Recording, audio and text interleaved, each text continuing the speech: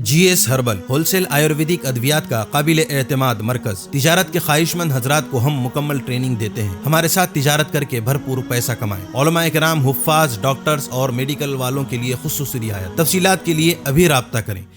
Sunshine herbal मायूस शादीशुदा मर्दों के लिए जड़ी बूटियों से तैयार करदा असरदार दवा। इसके अलावा वजन बढ़ाने और मोटापा कम करने के लिए लाजवाब दवाएं इंडिया में कहीं भी हासिल करने के लिए अभी कॉल करें। रीनोट वेलनेस नोवा दाद, खाद, खुजली, फंगल इन्फेक्शन और उसके अलावा बड़ी बड़ी बीमारियों का भरोसामंद इलाज। रीनोट इस नोवा एक लाजवाब दवा। तफसीलात के लिए अभी कॉल करें। बिस्मिल्लाहिर्रहमानिर्रहीम। नाज़रीन अस्सलामु अलैकुम वरहमतुल्लाहि वबरकातुहू। तहफ़्फ़ुज़ दीन मीडिया के ख़ास प्रोग्राम प्राइम टाइम में मैं आपका मेज़बान ज़ियाउर रहमान महफूज़ फ़ारूक़ी। आगे बढ़ने से पहले मेरी आप तमाम से गुजारिश है कि इस वीडियो को पूरा देखें। आज का मौजू बहुत अहम है। All India Muslim personal law board की जानिब से यूनिफॉर्म सिविल कोड के ताल्लुक़ से लॉ कमीशन को अपनी राय भेजने का सिलसिला जारी है। इसमें 14 जुलाई के बजाय इसकी तारीख़ में तोसी की गई है। अब 28 जुलाई तक हम लॉ कमीशन को जवाबात भेज सकते हैं। लिहाजा सभी से गुजारिश है कि वो इस अहम हसास मसले को समझें और ज़िम्मेदारी के साथ अपनी और अपने तमाम मुताल्लिक़ीन की जानिब से लॉ कमीशन को अपनी राय भेजने की फ़िक्र करें। ये कोशिश इस वजह से की जा रही है क्योंकि यूनिफॉर्म सिविल कोड मुसलमानों के साथ साथ मुल्क की सालिमियत के लिए भी ख़तरा है। नाज़रीन, दस्तूर के रहनुमा उसूलों में से एक दफ़ा 44 का सहारा लेकर हुकूमत हिंद UCC लाने की हर मुमकिन कोशिश कर रही है। वज़ीर आज़म ने यहाँ तक कह दिया कि एक मुल्क दो कानून के ज़रिए नहीं चल सकता। हालांकि हमारे तजुर्बात और मुशाहिदात तो यही कहते हैं कि हिंदुस्तान सारे पर्सनल लॉज के साथ ही पहले तरक्की पजीर और फिर तरक्की याफ्ता मुल्क के ज़मरे में आया है। मुख्तलिफ़ मज़ाहिब के लोगों ने अपने अपने पर्सनल लॉज के साथ मुल्क को तरक्की की राह पर लगाया। सब मुत्तहिद रहे तो मुल्क की सालिमियत महफूज रहेगी। अब हुकूमत को लगता है कि एक मुल्क को एक ही कानून चाहिए, तो ये हमारे तजुर्बात और मुशाहिदात के बिल्कुल बरक्स हैं। इसके निफाज से दस्तूर के बुनियादी हुकूक़ के दफ़ात कल अदम हो जाएंगे, जिसकी वजह से हिंदुस्तान के आम शहरियों में बेचैनी बढ़ेगी और इसके नतीजे में मुल्क की यकजहती और सालिमियत को गैर मामूली नुकसान पहुँचेगा। ये दस्तूर के ख़िलाफ़ भी होगा क्योंकि दफ़ा 44 की हैसियत सिर्फ मशूरे की है और उसकी हैसियत दस्तूर के इन दफ़ात से बिल्कुल अलग है जो हमारे कानून का हिस्सा है। क्योंकि रहनुमा उसूल के ज़रिए बुनियादी दफ़ात पर तेशा नहीं लगाया जा सकता। यही वजह है कि अदालतें इस दफ़ा का तज़किरा तो करती हैं लेकिन इसके सहारे कोई फ़ैसला करने की पोजीशन में नहीं होती। इस बुनियादी नुक्ते की तरफ अगर आपकी तवज्जो मबज़ूल हो गई हो तो समझना चाहिए कि यूनिफॉर्म सिविल कोड के ख़िलाफ़ लॉ कमीशन को राय भेजना दरअसल हिंदुस्तान के दस्तूर और यकजहती से जुड़ा हुआ मसला है, जिसे हम किसी तरह भी नज़रअंदाज नहीं कर सकते। यूनिफॉर्म सिविल कोड नाफिज होने से यहाँ की रंगारंग तहज़ीब मुतासिर होगी। यहाँ हर मज़हब की अपनी एक तहज़ीब है, ज़िंदगी गुजारने का अपना तरीक़ा है। ये मामला कॉलर और बे कॉलर कुर्ते के इंतखाब का नहीं है। ये मामला इस सतहियत से बहुत ऊपर का है। यूनिफॉर्म सिविल कोड सब कुछ बदल कर रख देगा। कई लोग इसके असरात को आइली मामलात और मसाइल तक महदूद समझते हैं। ये क़तआन सही नहीं है। बग़ैर यूनिफॉर्म सिविल कोड के मस्जिद के बाहर तक सफ़े लगने पर FIR दर्ज हो रही है, जेल की सज़ाएं दी जा रही है।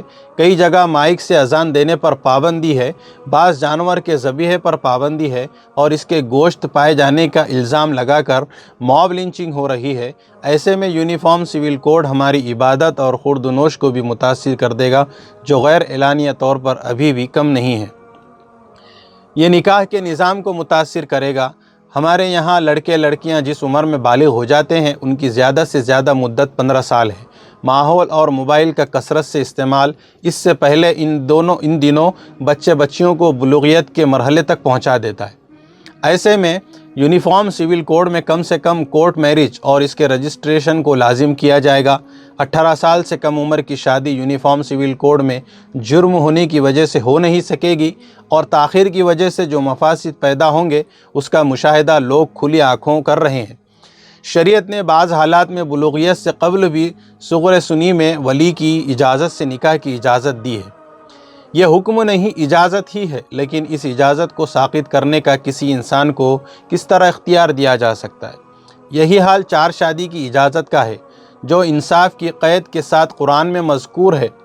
بیک وقت 4 بیویاں رکھنے والے ہندوستان میں شاید باید ہی ہوں، لیکن یہ اجازت قرآن کریم میں مذکور ہے، اسے کوئی انسان کس طرح ساقط کر سکتا ہے؟ ہمارے یہاں دودھ شریک بھائی بہن میں شادی حرام ہے۔ UCC کی نظر میں یہ تو کوئی ایسی بات نہیں جس سے رشتہ کرنے میں خلل واقع ہو۔ بچے کی پرورش و پرداخت کی ذمہ داری کن حالات میں کس کی ہے؟ شریعت میں سب مقرر ہے۔ UCC اس کو بھی بدل کر رکھ دے گا۔ بچے کتنے ہوں گے اس کا فیصلہ حکومت نہیں کرے گی۔ UCC آئے گا تو 2 یا 3 بچے کی ہی اجازت ہوگی۔ زیادہ کے خلاف پہلے بھی آواز اٹھتی رہی ہے، لیکن UCC اس پر کلیتاً پابندی لگا دے گا۔ آپ کا حق چلا جائے گا۔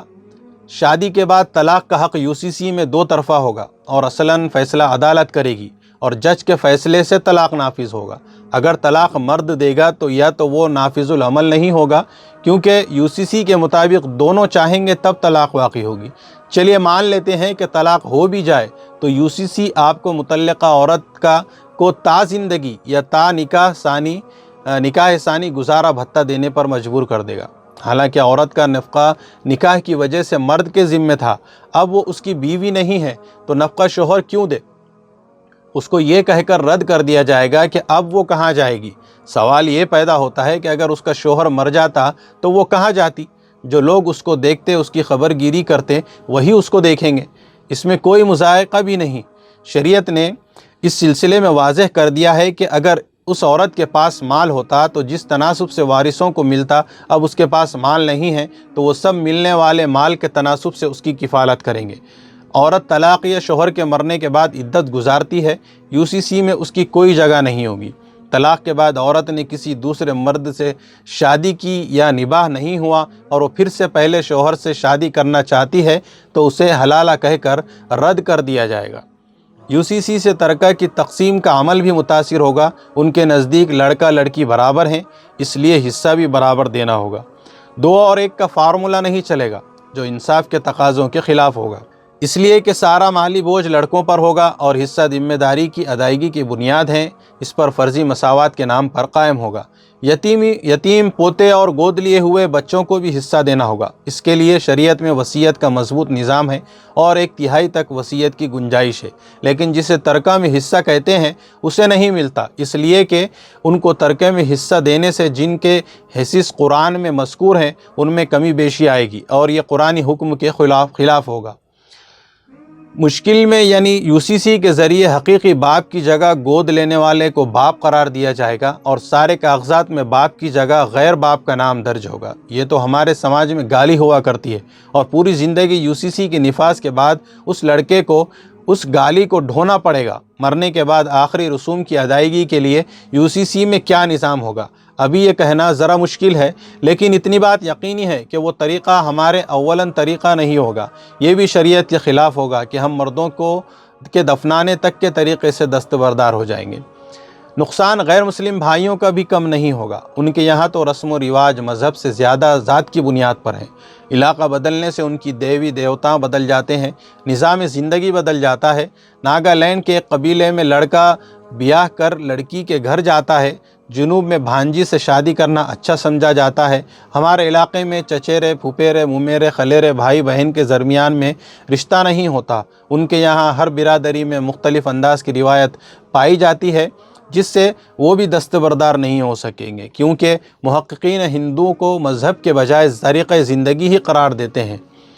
یہ طریقۂ زندگی بدلا تو ان کا سب کچھ بدل کر رہ جائے گا۔ ان کے یہاں پہلے سے رائج ہندو میرج ایکٹ وغیرہ بھی اس پر بھی اچھی خاصی اس پر زد پڑے گی۔ ان کے یہاں عبادتیں بھی الگ الگ ریاستوں میں الگ الگ دیوی دیوتاؤں کی ہوتی ہیں۔ مہاراشٹر میں عقیدت اور توجہ کا مرکز گنپتی، بہار میں چھٹ اور درگا پوجا، مغربی بنگال میں کالی پوجا کو زیادہ اہمیت دی جاتی ہے۔ ہر گھر میں الگ الگ دیوی دیوتا پنڈت جی کے کہنے کے مطابق پوجے جاتے ہیں۔ UCC میں ان کا کیا حشر ہوگا قبل از وقت کہنا مشکل ہے۔ اس طبقے کو اطمینان ہے کہ یونیفارم سول کوڈ کے لفافے سے جو برآمد ہوگا وہ ہندوؤں کے حسب معمول ہوگا، یعنی حسب حال ہوگا۔ سکھوں کا معاملہ اور گڑبڑ ہوگا۔ ان کے یہاں 4 کاف، کرپان، کڑا، کچھا اور کیش بال کی بڑی اہمیت ہے اور ان کو مذہبی شعار سمجھا جاتا ہے، اسی لیے ان کو ہوائی جہاز میں کرپان لے کر چلنے اور بغیر ہیلمٹ کے پگڑی کے ساتھ بائک چلانے پر کوئی داروگیر نہیں ہے۔ جبکہ ہم سے سیکورٹی کا حوالہ دے کر بلیڈ، قینچی وغیرہ تک لے لیا جاتا ہے۔ ہمیں ٹوپیوں پر ہیلمٹ لگانے ہوتے ہیں۔ جب UCC آئے گا تو ان کو بھی کرپان چھوڑ دینا پڑے گا اور ہیلمٹ پہننا پڑے گا۔ ظاہر ہے کہ سکھ قوم کو یہ منظور نہیں ہوگا اور اس سے حکومت ہند کے ساتھ ان کے ٹکراؤ کی فضا بنے گی۔ اسی لیے دربار صاحب سے اعلان ہو گیا ہے کہ سکھ یونیفارم سول کوڈ کے سخت خلاف ہیں۔ ضرورت پڑی تو وہ سڑکوں پر اتر کر اس کے خلاف احتجاج کریں گے۔ یہی حال عیسائی، پارسی، جینی، بدھسٹ وغیرہ کے ساتھ ہوگا۔ UCC کہیں نہ کہیں ان کے اقدار کو بدل کر رکھ دے گا جو انہیں منظور نہیں ہوگا۔ جینیوں کے بعض مذہبی پیشوا ننگے رہتے ہیں، اسے قانون کے ذریعے ختم کر دیا جائے گا۔ ہمارے نزدیک بھی ننگا رہنا کوئی اچھا کام نہیں، لیکن جن کے مذہب میں یہ روا ہے وہ تو اس کے خلاف جائیں گے۔ اس سے ملک میں ٹکراؤ کی فضا پیدا ہوگی اور ملک کی سالمیت انتشار کا شکار ہو کر رہ جائے گی۔ آدیواسیوں کے لیے UCC صرف رسم و رواج کو بدلنے کا ذریعہ نہیں بلکہ اقتصادی طور پر ان کو کمزور کرنے کے مترادف ہے، کیونکہ UCC میں اس کی گنجائش باقی نہیں رہے گی۔ یہی درج فہرست ذات اور فہرست قبائل کا ہوگا، اس لیے یہ سب بھی UCC کے خلاف ہیں۔ اس دستور ساز کمیٹی میں بابا صاحب بھیم راؤ امبیڈکر کی یہ پیشن گوئی سچ ثابت ہوگی کہ کوئی پاگل حکومت ہی اس طرح کا اقدام کرے گی۔ ہم اس حکومت کو پاگل نہیں کہتے، لیکن بابا صاحب کی رائے اس معاملے میں واضح تھی اور ہم اس پوزیشن میں نہیں ہیں کہ ان کی بات کو جھٹلا سکیں یا رد کریں، کیونکہ حالات و آثار تو کچھ ایسے ہی ہیں۔ حکومت خود سمجھتی ہے کہ اس کا اثر کہاں کہاں پڑے گا، اسی لیے حکومت نے عیسائیوں اور قبائل کو یونیفارم سول کوڈ سے الگ رکھنے پر غور کرنا شروع کر دیا ہے۔ ان کا آغاز پارلیمنٹ کی اسٹینڈنگ کمیٹی کی میٹنگ میں بھاجپا کے لیڈر سشیل کمار مودی نے کیا تھا۔ انہوں نے شمال مشرق کے علاقے اور قبائل کو باہر رکھنے کی زبردست وکالت کی تھی، کیونکہ آج ان علاقوں اور قبائل سے حکومت کو سخت رد عمل کا خوف ہے اور اس پر کام قبائلیوں نے شروع کر دیا ہے۔ ناگالینڈ کے وزیر اعلیٰ نے گزشتہ 4 جولائی کو 12 رکنی وفد کے ساتھ وزیر داخلہ امت شاہ کے سامنے اپنا موقف رکھ دیا تھا۔ ناگالینڈ حکومت کی پریس ریلیز میں اس ملاقات کے ذریعے نتیجے کے طور پر امت شاہ کو یہ جملہ نقل کیا گیا ہے: حکومت عیسائیوں اور چند قبائلی علاقوں کو 22ویں لاء کمیشن کے دائرہ کار سے باہر رکھنے کے لیے فعال طور پر کام کر رہی ہے۔ معاملہ صاف ہو گیا کہ جس طرح 370 ختم کر دیا گیا تھا، CAA NRC میں سارے مذاہب کو مسلمانوں کو چھوڑ کر شہریت دینے اور مسلمانوں کو چن چن کر نکالنے کی بات کہی گئی تھی اور 271 کو باقی رکھ کر قبائلیوں کو مطمئن کیا گیا تھا۔ UCC میں ایسا ہی کچھ ہونے والا ہے، یعنی برق گرتی ہے تو بیچارے مسلمانوں پر۔ مجبوری یہ ہے کہ وہ بے روزگاری، مہنگائی، افراط زر، اقتصادی نمو میں کمی، گھریلو صنعتوں کو درپیش مسائل سے عوام کی توجہ ہٹانا چاہتی ہے۔ 9 سال میں حکومت نے جو کچھ کیا ہے اس کے سہارے وہ انتخابات میں کامیاب نہیں ہو سکتی، اس لیے UCC کے انتخاب میں کامیاب ہونا چاہتی ہے۔ یوں بھی بابری مسجد کی جگہ رام مندر بنانے اور 3 طلاق کو کالعدم کرنے کے بعد UCC کے علاوہ کوئی مدعا ان کے پاس بچا نہیں ہے، اس لیے وہ اس ملک کے دستور کو ہی داؤ پر کھلے طور پر لگانے پر تلی ہوئی ہے۔ بہرحال ہمیں چاہیے کہ مسلم پرسنل لاء بورڈ کا ساتھ دیں، زیادہ سے زیادہ لاء کمیشن کو عام کرنے کی کوشش کریں۔ چلیے ناظرین، وقت کافی ہو گیا ہے، انشاءاللہ کل پھر کسی اہم موضوع کے ساتھ آپ سے ملاقات ہوگی۔ اپنا اور اپنوں کا خیال رکھیے، خوب دعاؤں اور عبادتوں کا اہتمام کریں، ہمارے لیے بھی دعا کریں۔ جزاک اللہ خیر، خدا حافظ، السلام علیکم ورحمۃ اللہ وبرکاتہ۔